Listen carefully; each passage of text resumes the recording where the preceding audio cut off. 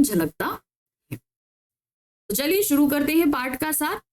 पाठ को हमने यहाँ पर थोड़ा सा छोटा करके आपके सामने सारी इंपॉर्टेंट चीजें प्रस्तुत करती है। आनंदा और उसका परिवार। अब कहानी चूंकि हमारे लेखक के आसपास ही घूमती है तो उनके परिवार के साथ ही कहानी शुरू हो। आनंदा के परिवार में उसके दादा यानी कि पिता और माँ रहते। आनंदा अपने पढ़ने की बात अपने दादा से नहीं कर सकता क्योंकि उसके पिता अच्छे आचरण वाले नहीं होने के साथ साथ अत्यधिक गुस्से वाले भी हैं। वो अपने बाप से बहुत डरता है। पहली बात तो ये है, क्योंकि भाई वो बहुत गुस्सा करते हैं और उनका आचरण भी अच्छा नहीं।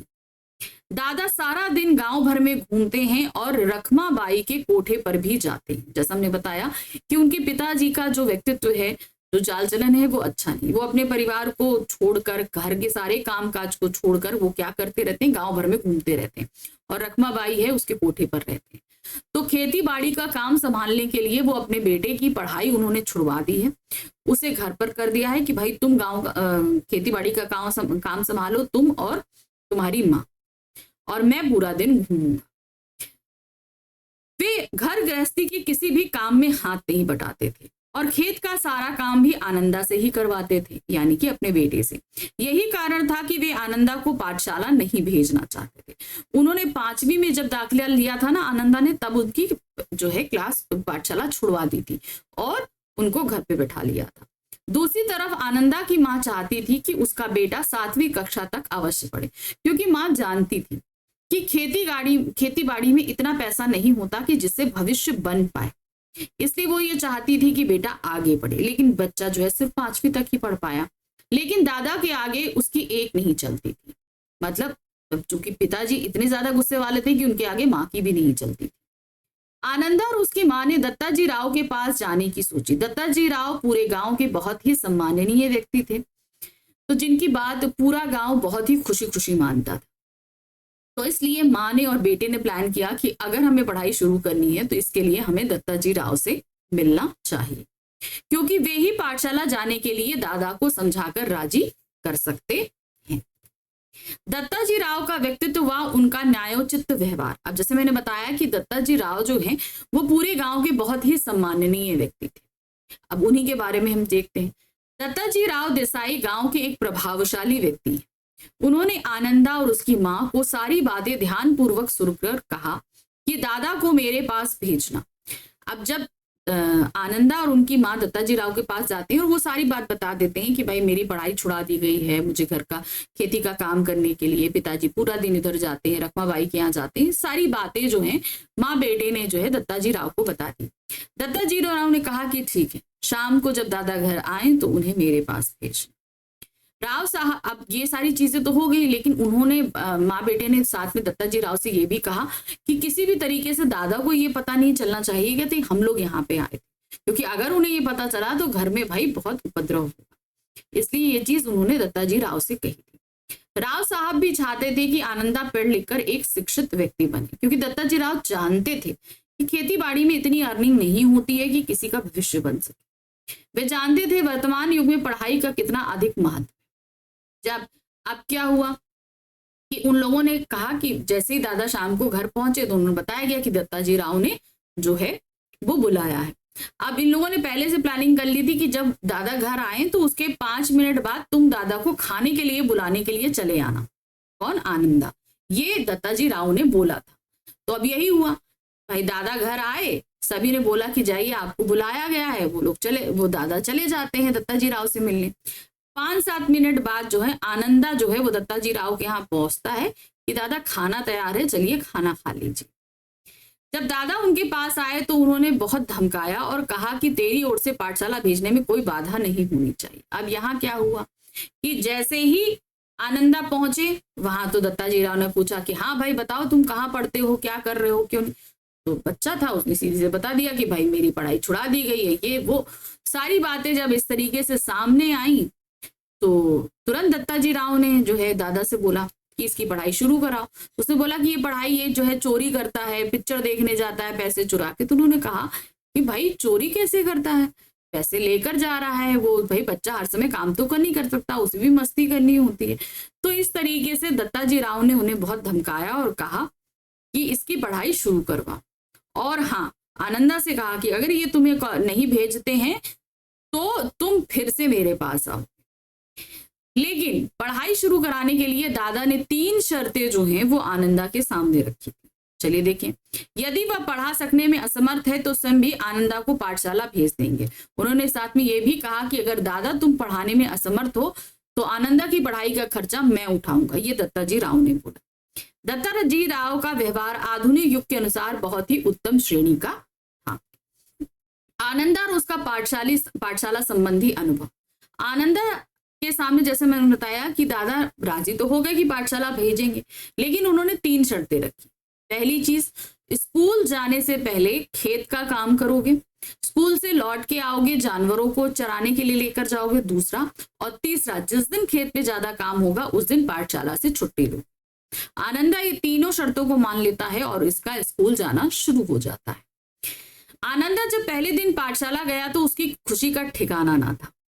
उसे 5वीं कक्षा में ही दोबारा जाकर बैठना पड़ा, क्योंकि उससे पहले ये कक्षा उत्तीर्ण नहीं की थी। जैसे मैंने बताया ना कि 5th में पहुंचे थे और दादा ने पढ़ाई छुड़वा दी थी, तो इसलिए दोबारा जाकर अब उसके जो जितने जान पहचान के जितने फ्रेंड्स थे वो तो आगे चले गए, तो अब 5th क्लास में जितने बच्चे थे वो सब नए थे। चौहान नामक एक नए लड़के ने उसकी मटमैली धोती और गमछे को लेकर मजाक उड़ाया। अब चूंकि जैसे वो पहुंचा धोती पहन के, तो बच्चे जैसे रैगिंग होते ना, मजाक करते हैं नए को देखकर, वही हुआ, जिसके कारण आनंदा का मन बहुत दुखी हो गया। पहले दिन उसने सोचा कि वह अब पाठशाला नहीं जाएगा, तो उसका पाठशाला का पहला दिन बहुत ही बुरा रहा, जिसकी वजह से उसने मन बनाया कि अब मैं जो है पाठशाला नहीं जाऊंगा, लेकिन नहीं, किंतु फिर भी उसने दृढ़ निश्चय किया कि वो पाठशाला अवश्य जाएगा, क्योंकि वह बचपन से ही मुश्किलों का सामना करता आया था। वो मन बना लेता है और इतना सब कुछ होने के बाद भी वो पाठशाला जाना शुरू कर देता है। बसंत पाटिल नाम का एक बहुत होशियार लड़का आनंदा का मित्र बन गया। उस पूरे कक्षा में एक बहुत ही होशियार बच्चा था बसंत पाटिल, वो उसका मित्र बन जाता है, क्योंकि कहते हैं ना संगत बहुत कुछ सिखाती है। तो बसंत पाटिल के साथ रहकर उन्होंने अपने आप को और निखारने के लिए जो है कोशिश करी। आनंदा वसंत को देखकर पढ़ाई में भी मन लगाने लगा और अखबारी कागज के कवर में भी अपनी किताबों पर चढ़ाने लगा। तो बुक्स को कवर करने के लिए न्यूज़पेपर लाता, उसको अपनी बुक्स को कवर करने लगा। और बसंत पाटिल जिस तरीके से पढ़ाई में मन लगाता था, उसी तरीके से आनंदा का भी मन साथ साथ में लगने लगा। अब उसे भी कक्षा में शाबाशी मिलने किसी आनंदा, क्योंकि भाई अच्छा पढ़ोगे तो टीचर शाबाशी देंगे। यही हुआ कि टीचर्स उनको शाबाशी देने लगे। उसे पाठशाला जाने में अब आनंद आने लगा था। क्या आने लगा था? आनंद, यानी कि उसको मजा आने लगा था पाठशाला जाने में। अब आते हैं आनंदा पर सौंदगेलकर जी का प्रभाव। अभी इनके मराठी के टीचर थे सौंदगेलकर के, उनका प्रभाव काफी, क्योंकि उन्हीं की वजह से ये एक अच्छे कवि भी बन पाए। श्री सौंदगेलकर जी मराठी अध्यापक थे। वे कक्षा में कविता बहुत ही आनंद के साथ गाकर पढ़ाते थे। अब चूंकि मराठी था और साथ ही साथ उनके जो कविता वाचन का तरीका था वो बहुत ही प्रभावी था। गाने की वजह से लोगों को, बच्चों को ये सारी चीजें बहुत अच्छी लगती थी और बच्चे मजा भी लेते थे। सुनने वाले भी मुग्ध होकर सुनते थे। उनके पास ही सुरीला गला, छंद की बढ़िया चाल और रसिकता। आनंदा को उनकी कविताएं इतनी अच्छी लगती कि जब वह पाठशाला के बाद खेत में काम करने जाता तो हर समय उन्हें गुनगुनाता रहता। वो सारी कविताएं वो गुनगुनाता रहता, जिसके कारण कविता में उसकी रुचि दिन प्रतिदिन बढ़ती जा रही। सौंदगेलकर जी भी अब उसे विशेष रूप से सिखाने लग गए और वे आनंदा की प्रशंसा भी करने लगे। जब उन्होंने देखा कि भाई इस बच्चे को कविता वाचन और लेखन में इतना इंटरेस्ट है, तो वो आनंदा की हेल्प करने लगे कि ठीक है भाई, ऐसे कविता लिखो, वैसे लिखो, इस तरीके से। श्री सौंदगेलकर जी से ही प्रेरणा लेकर आनंदा स्वयं भी कविता रचने लगे और उसे अपने गुरुजी को दिखाता। अब चूंकि उन्होंने सिखाया तो ये क्या करते थे, जैसे भैंस को चरा रहे हैं तो भैंस की पीठ पे लिख देते थे, पत्थरों पे लिखते थे। अकेले में जब भैंसों को चराने या ढोर जानवरों को चढ़ाने जाते थे तो खुद भी वाचन करते रहते थे। तो धीरे धीरे इनको लिखना आ गया और जब ये लिखते तो सौंदगेलकर जी को फिर से दिखाते कि भाई हमने ये कविता लिखी, जिससे कविता में जो कमी हो वे उन्हें ठीक कर सके। इसी कारण आनंदा श्री सौंदगेलकर जी से बहुत ही निकट आ गया था। तो एक तरीके से सौंदगेलकर जी ने उनको पढ़ाना, एक अच्छी तरीके से कविता लिखने का जो ज्ञान होता है वो दिया। आनंदा और उसकी लगन। अब चूंकि सिखाने वाले तो बहुत मिल जाते हैं, लेकिन बच्चा अगर खुद लगन में ना हो तो ये सारी चीजें करना थोड़ा मुश्किल हो जाता है। आनंदा को कविता लिखने की ऐसी लगन लगी कि जब उसके पास कागज पेंसिल ना होती तो वह लकड़ी के छोटे टुकड़े से भैंस की पीठ पर रेखा खींच कर लिखता या पत्थर की शिला पर कंकड़ से लिख लेता था। कभी कभी कविता रविवार के दिन लिख लेता तो सोमवार को सबसे पहले अपनी कविता मास्टर जी को दिखाता। तो इस तरीके से एक लगन जो है वो उनके अंदर डेवलप हो चुकी थी, जिसके कारण वो उन्होंने बहुत मन लगाकर पढ़ना करना शुरू कर दिया था। यदि वह सोमवार का इंतजार नहीं कर पाता तो रात को ही सोनकेकर जी मास्टर जी के घर जाकर कविता दिखा देता था। तो मतलब ये बच्चे की लगन थी। इसी कारण आनंदा की मराठी भाषा में भी सुधार आया और अब अलंकार छंद लय आदि की सूक्ष्मता को समझने लगा। यानी कि कविता लेखन के लिए जो बारीकियां होती हैं, अब आनंदा को वो सारी चीजें समझ में धीरे धीरे आने लगी थी। कविता की लगन ने उसे ऐसी लगी कि अब उसके मन में कोई ना कोई मधुर गीत बजता ही रहता था। तो ये था हमारी उस आत्मकथ्यात्मक जूझ उपन्यास का एक छोटा सा अंश, जहां पर उन्होंने संघर्ष करके अपनी पढ़ाई शुरू करी। संघर्ष करते हुए और लगन के साथ ही उन्होंने कविता लेखन और वाचन भी किया और धीरे धीरे चलकर आगे देखिए काफी बड़े जो है वो साहित्यकार भी ये बने। इनको देखिएगा। चलिए शुरू करते हैं आज का हम अपना ये वीडियो।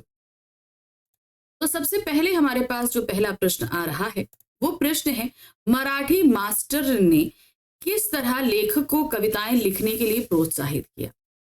अब लेखक के लिए पढ़ाई शुरू करना भी एक संघर्ष से कम नहीं था और पढ़ाई करने के बाद जब सौंदगेलकर जी जो उनके मराठी के मास्टर थे वो कविताओं में बहुत रुचि रखते थे और यही रुचि धीरे धीरे हमारे लेखक आनंद यादव जी के पास में भी आई। तो चलिए देखते हैं कि कैसे ये डेवलप हुई। मास्टर स्वयं कविता करते थे और अनेक मराठी कवियों के काव्य संग्रह उनके घर में थे। अब कहते हैं ना कि अगर आपको सिखाना है तो पहले खुद इंटरेस्ट होना जरूरी है। तो ये चीज सौंदगेलकर जी के पास थी। वे उन कवियों के चरित्र और उनके संस्मरण बच्चों को बताया करते थे। इसके कारण ये कवि लोग लेखक को आदमी ही लगने लगे थे। अब कारण क्या है कि जैसे हम लोग पढ़ते हैं, अब बहुत सारे आप लोग लेखक पढ़ रहे हो, सब कुछ हो रहा है, तो उसमें आप लोग को कहीं तक ये लगता होगा कि पता नहीं ये लोग किस तरीके के होते होंगे कि इनको अलग तरीके से कोई पावर होती है जो कविता या लेख लिख लेते हैं।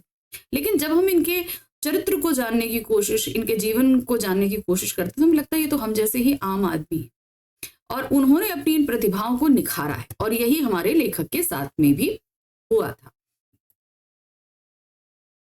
इसीलिए लेखक को भी यह विश्वास हुआ कि वह भी कविता कर सकता है, कि मतलब उनको भी लगा कि नहीं, मैं भी कविता कर सकता हूं क्योंकि मेरे अंदर भी ये प्रतिभा है, मैं भी आम आदमी हूं। वह कविता और वह लता देखने ये ने दोनों ने ही देखी थी। अब चलिए देखते हैं यहाँ पर क्या चीज है। मास्टर ने दरवाजे पर मालती की बेल पर मास्टर ने एक कविता लिखी थी। अब मास्टर के दरवाजे जो सौंदगेलकर जी है ना, उनके दरवाजे पर लता की एक बेल लगी हुई थी, मालती लता लगी हुई थी, उस पर उन्होंने कविता लिखी। वह कविता और वह लता लेखक ने दोनों ही देखी थी। कहने का तात्पर्य क्या है, मास्टर जी के घर जाते थे तो उस लता को भी लेखक ने देखा हुआ था और साथ ही साथ लेखक ने वो कविता भी पढ़ी जो लेखक ने लिखी थी, जो मास्टर जी ने लिखी थी। इसके कारण लेखक को भी लगता था कि अपने आसपास, अपने गांव में, अपने खेतों में कितने ही ऐसे दृश्य हैं जिन पर वह कविता बना सकता है।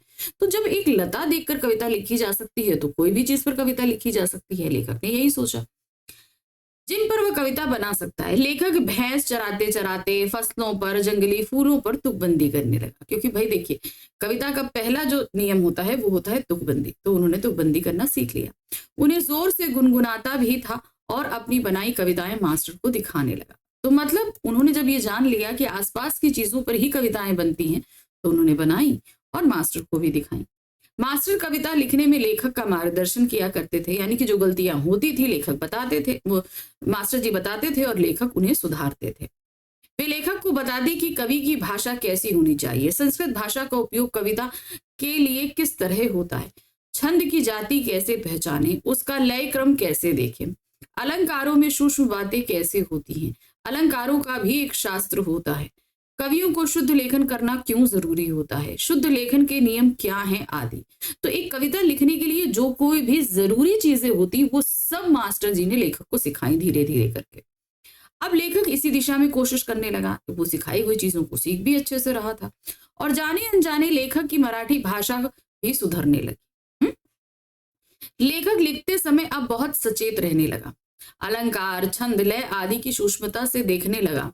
लेखक पर अब शब्दों का नशा चढ़ने लगा था, यानी कि अब शब्द उसे समझ में आने लगे थे अच्छे से, और उसे ऐसा प्रतीत होने लगा था कि उसके मन में कोई मधुर बाजा बजता रहता। यह लेखक की अपनी लगन व मेहनत ही थी कि जहां उस छोटे बच्चे के पिता उसकी पढ़ाई लिखाई के विरोधी थे, अब वही छोटा बच्चा बड़ा होकर महान कथाकार, उपन्यासकार बन गया था। छोटे में जहां उनके पढ़ने तक की मुसीबत बनी थी, आज मास्टर जी के कृपा से वो एक बहुत बड़े कथाकार और उपन्यासकार बन गए थे। प्रश्न एक संख्या 2 है, सोनगेलकर कौन थे और उनकी कविताओं का लेखक पर क्या असर हुआ। वो एक मराठी मास्टर थे और उनकी कविताओं से ही लेखक के अंदर भी इंटरेस्ट आया कि वो भी कविताएं लिखें। लेखक एक मराठी मास्टर जिनका नाम ना सोनगेलकर, ये इतना ही नाम दिया गया है चैप्टर में था। वे कविता बहुत ही अच्छे ढंग से पढ़ाते थे। पहले तो वे एक आध कविता को गाकर सुनाते थे, फिर बैठे बैठे अभिनय के साथ कविता के भाव बच्चों को समझाते थे, यानी कि कविता में पूरी तरीके से रम जाते थे। गाकर सुनाना यानी कि रम जाना। वे स्वयं भी कविता की रचना करते थे, खुद भी लिखा करते थे। कभी कक्षा में कोई अपनी कविता याद आती तो वह सुना देते थे। ठीक है, लेखक उनके द्वारा सुनाई व अभिनय की गई कविताओं को ध्यान से सुनता व देखता था। लेखक अपनी आंखों और कानों का पूरा ध्यान लगाकर मास्टर के हाव भाव, ध्वनि, गति, चाल और रस को ग्रहण करता था। क्योंकि लेखक को धीरे धीरे इंटरेस्ट आने लगा था, तो उसे ये लगने लगा था कि अगर इन सब चीजों पर मैं ध्यान दूंगा तो मैं भी ये प्रतिभा अपने अंदर ला सकता हूं। इसीलिए वो हर एक चीज, हर एक मुद्रा, हर एक भाव पर ध्यान रखता था और उन सभी कविताओं को सुबह शाम खेत पर पानी लगाते हुए या जानवरों को चराते हुए अकेले में खुले में मास्टर के हाव भाव, यति, गति और आरोह अवरोह के अनुसार गाता। यानी कि जो मास्टर जिस तरीके से कर रहे थे वो अपने खाली समय में उसी तरीके से कविता वाचन करने लगा। कविता को बनाता और उसी का वाचन भी उसी तरीके से करता। पहले जानवरों को चराते हुए, पानी लगाते हुए, दूसरे काम करते हुए लेखक को अकेलापन खटकता था। उसे किसी के साथ बोलते हुए, गपशप करते हुए, हंसी मजाक करते हुए काम करना अच्छा लगता था। लेकिन अब उल्टा, लेखक को अकेले रहना अच्छा लगता था, क्योंकि अकेले में अब वो जो काम कर रहा था उसे उसमें ज्यादा मजा आ रहा था। क्योंकि अकेले में वह कविता ऊंची आवाज में गा सकता था और किसी भी तरह का अभिनय कर सकता था। लेखक ने अनेक कविताओं को अपनी खुद की चाल में गाना शुरू कर दिया था, यानी कि अपनी तरह से कविता लिखता भी था और उन्हें गाता ही था। प्रश्न संख्या 3 है, वसंत पाटिल कौन था और लेखक का उसके साथ कैसा संबंध था। वसंत पाटिल जो था वो कक्षा का सबसे होनहार बच्चा था। उसके साथ रहकर लेखक ने काफी कुछ सीखा था। उनकी पढ़ाई भी बहुत अच्छी हो गई थी, सभी उनको जानने पहचानने लगे थे। लेखक की कक्षा में एक वसंत पाटिल नाम का एक दुबला पतला किंतु बड़ा होशियार लड़का था। उसकी होशियारी के कारण मास्टर ने उसे कक्षा मॉनिटर बना दिया था। लेखक को अब अपनी अपेक्षा छोटे लगता था, ठीक है, और लेखक उससे पहले ही 5वीं में पहुंच गया था, गलती से पिछड़ गया था। इसीलिए लेखक के अनुसार मास्टर की कक्षा की मॉनिटरी उसे सौंपनी चाहिए थी। परंतु दूसरी ओर लेखक को पता था कि उसके पास 5वीं की परीक्षा पास करने के लिए केवल 2 ही महीने, क्योंकि भाई उसका टाइम वेस्ट हुआ था ना। अब जब उसने 5वीं में एडमिशन लिया तो अब जो है वो वार्षिक परीक्षाएं आने वाली थी। कक्षा में दंगा करना और पढ़ाई की उपेक्षा करना लेखक के लिए मुमकिन नहीं था। इन सब बातों के कारण लेखक का सारा ध्यान पढ़ाई की ओर रहा और पढ़ाई में लेखक वसंत पाटिल की नकल करने लगा। कहते ना, अपने से अच्छी की संगत लो तो सारी चीजें अच्छी होती हैं। यही हुआ, जिसके परिणाम स्वरूप लेखक के मन की एकाग्रता बढ़ गई और लेखक को गणित झटपट समझ में आने लगे, सवाल सही होने लगे। मास्टरों को लेखक को अपनेपन का व्यवहार मिलने लगा। कहते ना, बच्चा जब अच्छा करने लगता है तो टीचर्स भी उसको रिकॉग्नाइज करने लगते हैं। यही हुआ, टीचर उसे पहचानने लगे, उसके नाम से पहचानने लगे। मास्टरों के इस व्यवहार के कारण और वसंत की दोस्ती के कारण पाठशाला में लेखक का विश्वास बढ़ने लगा था। अब वो धीरे धीरे जो है वो बढ़ चढ़कर अच्छे से काम करता ताकि सारे लोग उसको अप्रिशिएट करें। प्रश्न संख्या 4 है, पाठशाला में लेखक को क्या परेशानी झेलनी पड़ी और उसका लेखक ने क्या समाधान निकाला। अब क्या हुआ, जब वो पहले दिन गया था ना, तो उसकी पहनावे, धोती पहनना, गमछा टांगना, इस वजह से सारे बच्चों ने उसका बहुत मजाक उड़ाया। तो वो पहले दिन ही काफी हद तक उसका मोरल डाउन हो गया था, लेकिन नहीं, उसने अपने आप को इनकरेज किया और आगे। जब कक्षा के बच्चों ने लेखक को पहनावे का मजाक बनाया, उसकी धोती खींची, गमछा खींचा, तो लेखक निराश होकर सोचने लगा कि ऐसी पाठशाला में वह नहीं जाएगा। मतलब पहले ही दिन निराश हो गया कि अब मैं नहीं जाऊं, इससे तो उसका खेत ही अच्छा, चुपचाप काम करते रहो। और कक्षा में उसकी गली के 2 लड़के हैं, यानी कि वो जिस गली में रहता था उसी गली के 2 घरों के 2 लड़के उस कक्षा में पढ़ते थे जहां लेखक गया, जो उससे भी कमजोर है। उसने कोई मदद नहीं मिल सकती है, यानी कि उन बच्चों से तो मदद मिलने की उम्मीद ही नहीं है कि अगर बाकी बच्चे मजाक उड़ा रहे हैं तो कली के वो 2 बच्चे उसकी हेल्प करेंगे, ऐसा कुछ हो ही नहीं सकता। लेखक का मन उदास हो गया। उसे 4वीं से 5वीं तक पाठशाला अपनी लगती थी, लेकिन अब वह एकदम पराई पराई सी लगने लगी थी, क्योंकि भाई कुछ दिन के लिए उसने जो बीच में कुछ महीनों के लिए ब्रेक लिया ना, उस बीच में सब कुछ बदल गया था। उसे लग रहा था जैसे कक्षा में उसका कोई नहीं। परंतु सवेरा होते ही लेखक फिर से उमंग में था। अब चलो एक दिन निराश हुआ, लेकिन दूसरे दिन फिर उसने अपनी हिम्मत करी और पूरे जोश के साथ उठा, फिर से पाठशाला चला गया। उसके पहनावे का मजाक ना बने इसलिए माँ के पीछे पढ़कर उसने एक नई टोपी और 2 नाड़ी वाली चड्डी 8 दिन में मंगवा ली, यानी कि धोती की जगह वो अब हाफ पैंट पहनने लगा था। चड्डी पहनकर पाठशाला में और धोती पहनकर खेत में जाना शुरू हुआ। धीरे धीरे लड़कों से परिचय बढ़ गया। तो इस तरीके से उसके पहले दिन जो काम उसको परेशानी हुई थी, लेकिन उसने उसका समाधान निकाला और सब कुछ सही कर लिया। लेखक के पिता ने पाठशाला जाने के लिए लेखक के समक्ष कौन सी शर्त रखी? उसने क्या रखा कि वो सुबह उठ के पहले खेतों में पानी देगा, फिर स्कूल जाएगा, लौट के आएगा, जानवरों को चराएगा, और कभी जब खेतों में ज्यादा काम रहेगा तो वो छुट्टी लेकर खेतों के काम भी करेगा। ये कुछ शर्तें जो है उसके पिता ने रखी थी स्कूल जाने से पहले, जिसे लेखक ने मान लिया था। घर पर खाना खाते खाते लेखक के पिता ने लेखक को कुछ शर्तें बताई। जैसा कि उसकी पाठशाला का समय 11 बजे होता है, इसलिए लेखक को दिन निकलते ही खेत पर हाजिर होना है।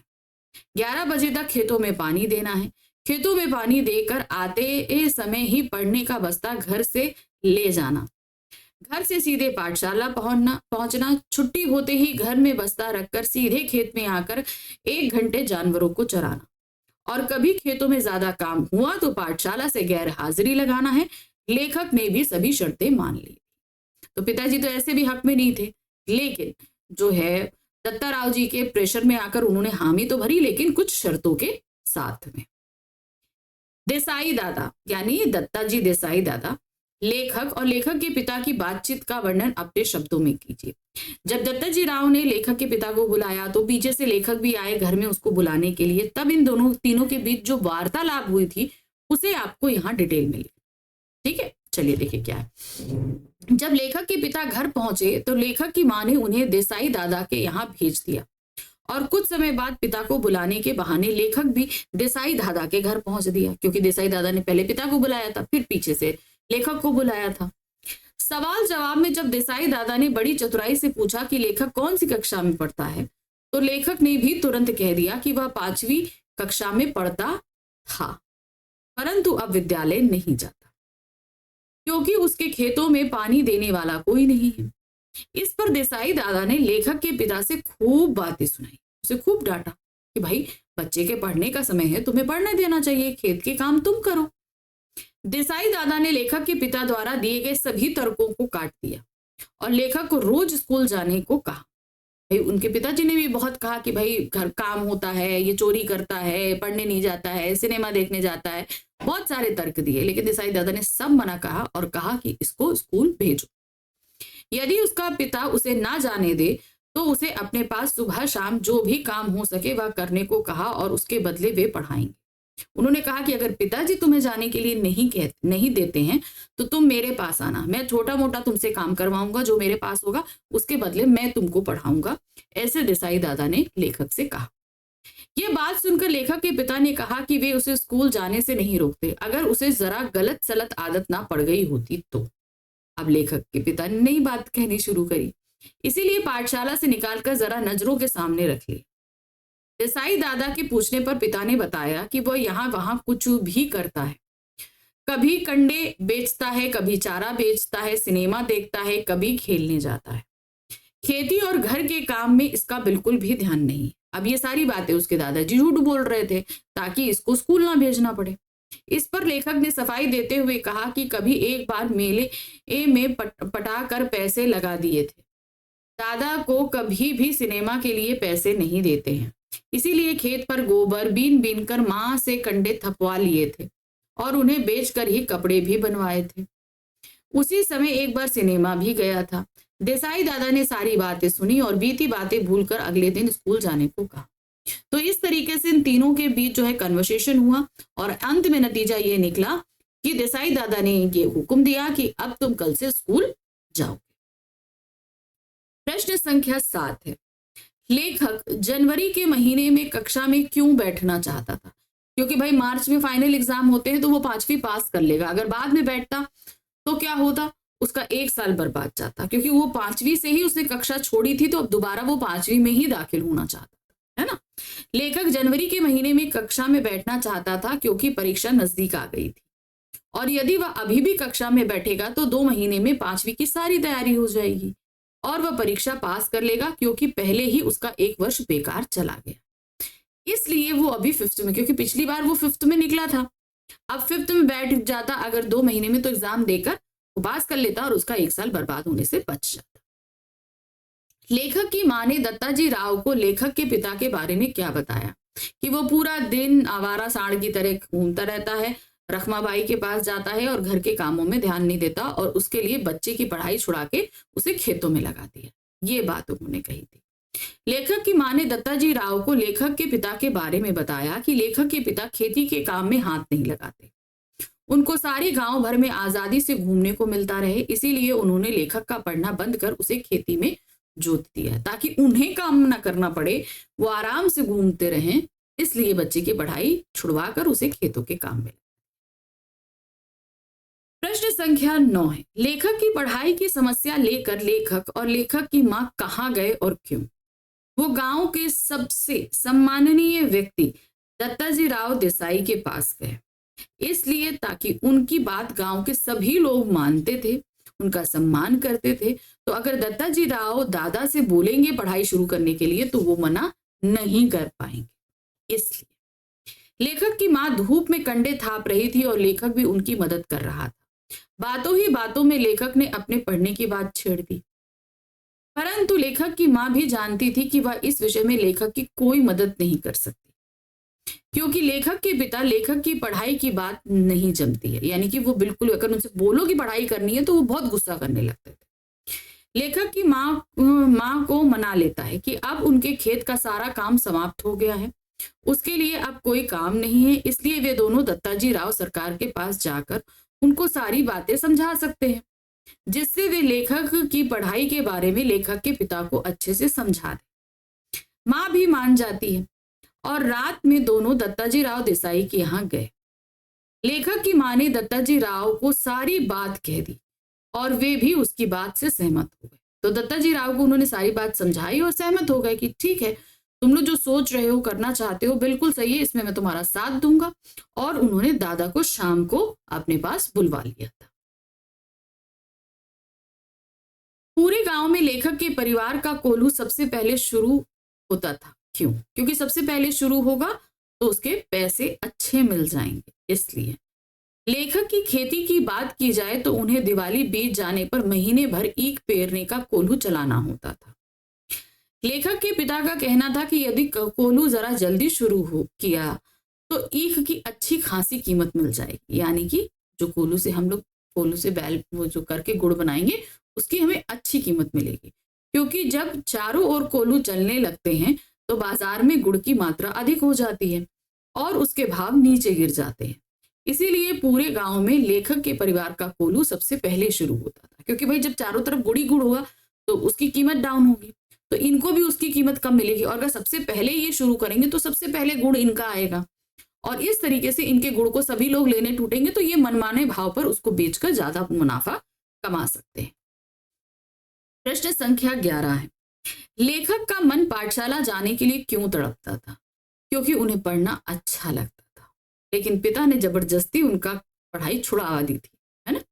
लेखक का मन पाठशाला जाने के लिए तड़पता था, परंतु लेखक को अपने दादा अर्थात पिता से यह कहने में डर लगता था, लेकिन वह चाहता था कि कोई उसके पिता को यह समझा दे। लेखक इसलिए भी पढ़ना चाहता था क्योंकि उसे लगता था कि खेती से उसका गुजारा नहीं हो पाएगा। इसका कारण यह भी था कि उसके दादा के समय में जितनी खेती सफल थी, अब उसके पिता के समय में नहीं रह गई। यानी कि पहले ज्यादा मुनाफा होता था, अब इतना नहीं होता था कि घर चलाना भी मुश्किल होता था। लेखक चाहता था कि वह पढ़ लिख कर कोई नौकरी करे जिससे 4 पैसे उसके हाथ में आए। तो जॉब करने से उसको ज्यादा भविष्य उसको अच्छा दिख रहा था, इसीलिए वो पढ़ना चाहता था। प्रश्न संख्या 12 है, जूझ शीर्षक पाठ कथा नायक की किन चारित्रिक विशेषताओं की ओर संकेत करता है? इस संदर्भ में पाठ के शीर्षक के औचित्य को समझाइए। जैसे कि इस पाठ का शीर्षक ही है जूझ मतलब संघर्ष। तो पढ़ाई से लेकर घर स्कूल का पहला दिन हो या अपने लिए एक अच्छा मुकाम बनाना हो, कविताएं करना हो, हर समय उनके जीवन में जो संघर्ष रहा उससे वो कभी पीछे नहीं उठे और इसी संघर्षशील प्रवृत्ति के कारण वो एक अच्छे कथाकार और उपन्यासकार बन पाए। कथानायक जीवन भर विपरीत परिस्थितियों से जूझता रहा। पिता के कड़क व रूखे स्वभाव के कारण वह पाठशाला जाने में असमर्थ था, किंतु अपनी मां के साथ मिलकर ऐसी योजना बनाई जिसके कारण वह पाठशाला भी गया और एक शिक्षित व्यक्ति भी बना। उसने जीवन के संघर्ष में अपना आत्मविश्वास कभी नहीं खोया। अतः जूझ शीर्षक, जिसका अर्थ संघर्ष करना है, नायक के केंद्रीय चारित्रिक विशेषता को उजागर कर। तो हमारे जीवन में आने वाली परिस्थितियों से हमें घबराना नहीं चाहिए, उनसे लड़कर संघर्ष करके अपने लिए सही रास्ता निकालना चाहिए। प्रश्न संख्या 13 है, कविता के प्रति लगाव से पहले और उसके बाद अकेलेपन के प्रति लेखक की धारणा में क्या बदलाव आया? लेखक जब पहले खेत में काम करता था, गाय चराने जाता था, जिस समय भी अकेले रहता था तो उसको अकेलापन अच्छा नहीं लगता था। उसे लगता था कोई उसे बात करने वाला हो, खेलने वाला हो तो वो आसानी से काम करेगा। तो एक तरीके से अकेलापन उसे काटने दौड़ता था। लेकिन जब वो कविता करने लगा तो उसी खालीपन का उपयोग उस कविता वाचन लेखन के लिए करने लगा, तो वो अकेलापन उसके लिए उस समय उपयोगी सिद्ध होने लगा। जब तक लेखक के जीवन में कविता के प्रति लगाव उत्पन्न नहीं हुआ था, तब तक वह उसे अकेलापन सताता था। उसे अपने जीवन में विशेष मोह नहीं रह गया था।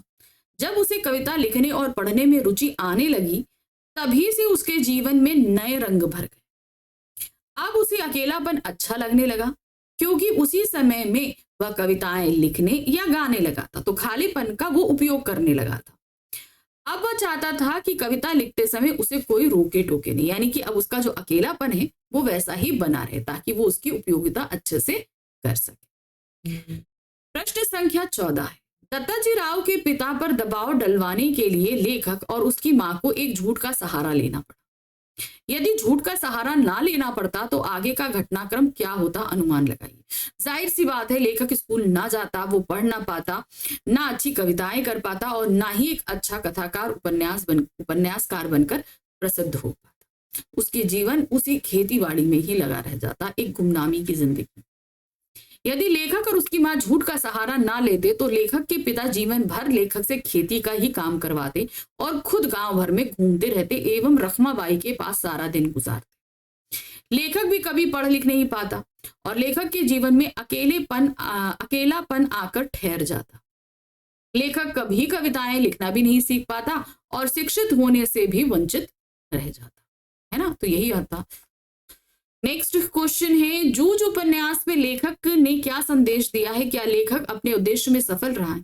उसने अपने जीवन का ये जो अंश हमारे सामने रखा, इसके माध्यम से उन्होंने बताया कि हमारे जीवन में बहुत विपरीत परिस्थितियां आती हैं और इन विपरीत परिस्थितियों से हमें हारना नहीं चाहिए।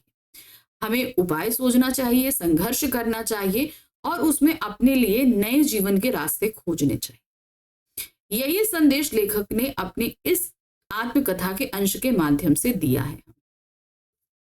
इस उपन्यास के माध्यम से लेखक ने यही संदेश देना चाहा है कि व्यक्ति को संघर्षों से जूझते रहना चाहिए।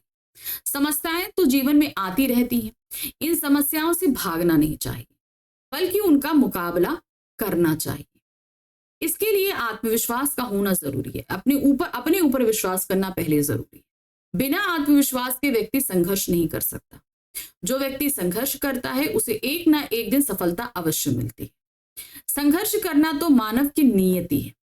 प्रत्येक व्यक्ति किसी न किसी रूप में जीवन भर संघर्ष करता है।